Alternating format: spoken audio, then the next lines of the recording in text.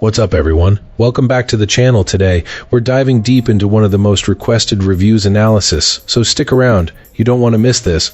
But before we get into that, if you're considering a purchase, don't miss out on this incredible discount available right now. Check the description below and the pinned first comment. Now, let's not delay any further and jump right into the details. So, this dual-fuel portable generator is basically what I wanted. A quiet, multi-fuel setup that could run the whole house. One early heads up though, this unit is not light. Don't expect to just drop it in the back of a pickup like a smaller unit unless you've got some help. It does have 4 wheels and wheelbarrow handles, so rolling it around isn't a nightmare, and you can roll it out of the garage and plug into the transfer switch by the panel when you need it. It showed up on a skid a few days after I ordered exactly as advertised. Once you cut the box away, you can roll it off the skid without drama. The box makes a decent ramp if you need it. It was well packaged with no damage. I read the directions, hooked a 20-pound propane bottle to it, and it started right up after I added oil. Easy step-by-step stuff.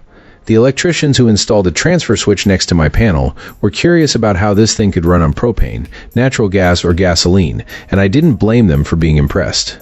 We connected it to the house, turned it on, and my entire home worked without a hitch. I have a 3,000 square foot place, and I shoved every load I could on to see what it could do. The electrician said I had room to spare on propane. The hoses for propane and natural gas are included, and for natural gas I just needed a larger expansion coupling to fit the half-inch line I already used elsewhere. It stays quiet in operation though. Nothing powered by a generator is truly inaudible, so be mindful of the neighbors.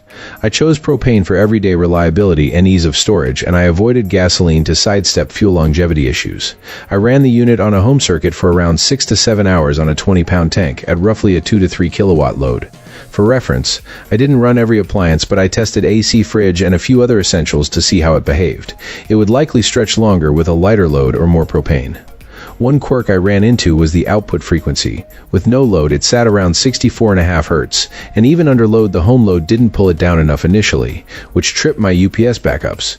The fix is simple. Adjust the RPM a touch using a screwdriver and wrench on the carb linkage until it settles around 60 Hz. After dialing it in to about 60.2 Hz for my usual load, the UPS unit stopped tripping. Starting is quick, either with push button or pull start, and assembly was straightforward. This unit arrives on a pallet with lift gate, so plan to move it or assemble where they drop it. A few maintenance notes I picked up along the way. You'll want to add oil before you run it, and a simple oil drain setup helps during changes. I ran synthetic 5W30, did a couple of oil changes to break it in, and kept everything topped up. The tank holds a little over 6 gallons of straight gasoline, though I've found propane gives me longer run time for outages. If you're weighing it against pricier models, this one is a solid deal that gets the job done without pretending to be fancy. It powered a camper during a rural Texas outage and gave us peaceful nights instead of noisy runs. If you want a dependable multi-fuel backup that's easier on fuel storage, this is a good bet. So that's the end of the video. I appreciate you watching, and I'll see you again very soon.